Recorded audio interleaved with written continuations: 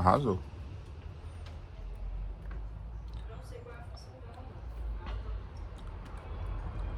Senti meu corpo largado, mas percebi, num ápice, uma paixão ao momento.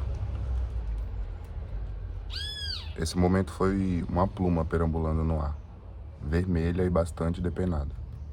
Enquanto isso, o dia ainda não tinha se rasgado de canto a canto, mas acontecia, o ritual inicial para isso ocorrer. As nuvens se mexiam lentas e curando a luz do sol. O relógio marcava 5:30 da manhã. Meu relógio, confuso, fazia meu corpo clamar por uma cama. Eu estava tão bélica quanto aquela pluma que caminhava medianamente comprometida, mas completamente solta na brisa das vontades mais ínfimas no frio.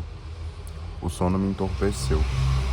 A pluma continuava relampejando sua matéria com a interferência do vento, colhendo energia do acaso, igual a mim. Encontrei força no sopro de cansaço que acabou escapando de minha boca sem que eu quisesse totalmente. Eu e a pluma evoluímos aos poucos, ebulindo um amor às avessas pelo dia, oco, não totalmente pleno. Esse oco desconfigurou o esperado, apresentando opção sem apenas duas opções. Um caminho alargado como o nada, como um pedaço de uma fruta gostosa em cima de uma mesa redonda. Havia fome e havia vontade de comer.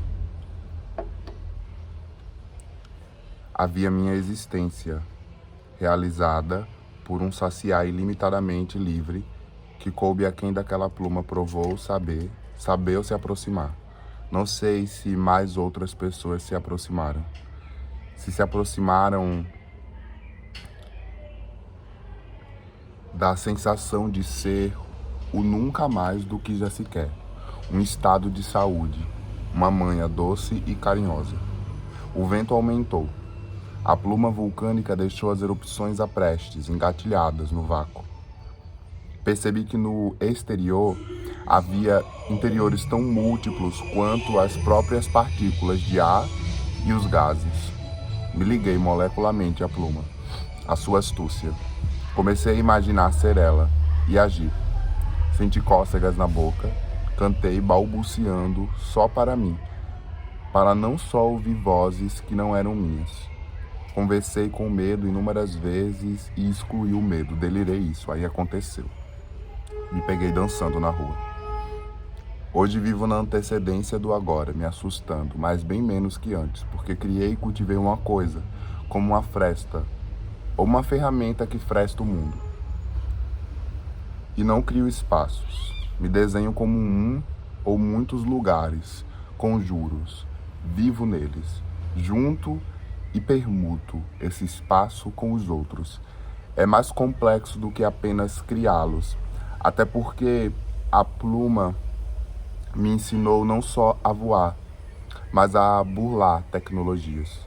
Disruptivamente me energizou a enganar o engodo por desprogramar o acesso e acessar o longe, apenas por repetir um voo sem sentido, mas sentindo a si própria, leve, alegre, caótica. Quando ela ilude o técnico, é mais do que por inteligência. Há uma delicadeza e um frescor de uma imagem que brota em seus olhos por dentro deles, não se fazendo como uma imagem externa, mas íntima, funda, um prospectar. A pluma tem essa sabedoria que acontece no seu corpo. É o seu corpo que propõe essa ligação, é o seu corpo que a informa, pré-informa, um trânsito. O vento que balança as coisas, as matérias, que anuncia e proporciona outros encontros com o corpo, mas não apenas dele. Dos encontros se fazem as lamas, as larvas, as labaredas, a liberdade, a língua. A pluma bailando é um encontro, ar mais animal fragmentado. Há uma sensação espiritual nisso tudo. Um corpo transferido ainda percorre o mundo sem fazer mais parte dele, pelo menos de forma dura, do corpo a qual pertencia inteiramente. Porque de alguma forma a pluma ainda pertence a esse corpo, mas não mais de forma inteira. É a pluma agora que caminha para ser. Essa pluma pena não é, ela acontece. E acontece agora, em mim, fora de mim, nos dois lugares, um voo. ela escava outro momento. Irá acontecer adiante, mas já aconteceu antes. Peguei a pluma. Fiz porque fiz. Escolher o que você vai manipular é importante porque em um instante quase imperceptível, essa escolha irá, querendo ou não, também manipular você. Antes, quando éramos apenas paralelas, eu não sentia os calafrios que estou sentindo agora. Meu corpo parece ter sugado o mundo para dentro dele e está pelo menos 10 vezes maior e mais complexo do que tudo que nele resvala, do que os outros mundos, inclusive. A pluma me deu poderes imaginários. Depois dessa imagem ter me encontrado na pele, não continuei como era. Tudo mudou. Não por ver a imagem, não foi apenas ver. Tem uma coisa outra que acontece nesse espaço. Nesse espaço não dá pra ver nada. Nem é bem um espaço, mas quase uma função, não sei. Ainda assim, me parece espaço, mas os sentidos, inclusive a intuição aqui nesse espaço, acaba sendo algo híbrido, mais delicado e forte, sentimental também, frouxo, e com um gosto que eu nunca senti antes. É como pôr uma fruta aberta nos olhos, mas não apenas aberta na frente dos olhos. Eu falo aberta e colocada nos olhos. Ao cheiro, a textura, a frieza, o gosto, e tudo isso vira uma só coisa que nunca saberei explicar. Mas depois que eu peguei a pluma, mesmo ela ainda estando solta, eu pude perceber como a obviedade tem tantas dimensões. No ar, há tantas coisas. O início de tantas coisas parte, talvez inicie a risco. Do ar, brota do ar.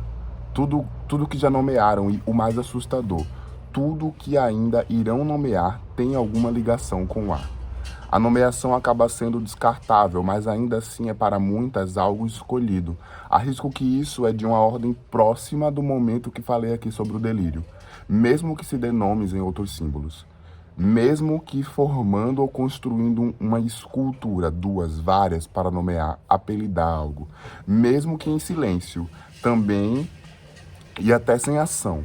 Porque é eminente que a inação também é uma forma de viver, de analisar a nomeação pura, não identifica, mas firma, forma, fulga, suja, enfim, burla, mesmo sem querer.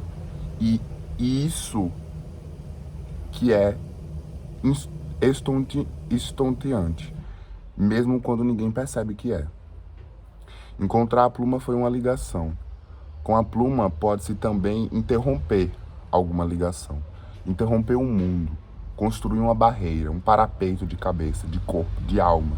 Fechar o nariz, proteger os olhos, descansar as mãos. É mais que só espírito, é físico também. A física na pluma. Pode-se anular um contato de um cartão eletrônico do seu chip com um dispositivo, caso se queira, usando uma pluma. E o que vestir ela pode fazer? Por isso que eu disse que há poder na pluma. Assim como dizer coisas em um ar gelado pode fazer fumaça. A pluma poupa em silêncio. Mais uma vez o silêncio aparece. O louco do silêncio é que ele pode ser ensurdecedor. Tudo isso são ruídos. A mudez é o emblema da inesquecível insignificância, o invisível investigado. A movimentação da pluma tem som, mas é imperceptível a quem apenas olha ou tenta ouvi-la.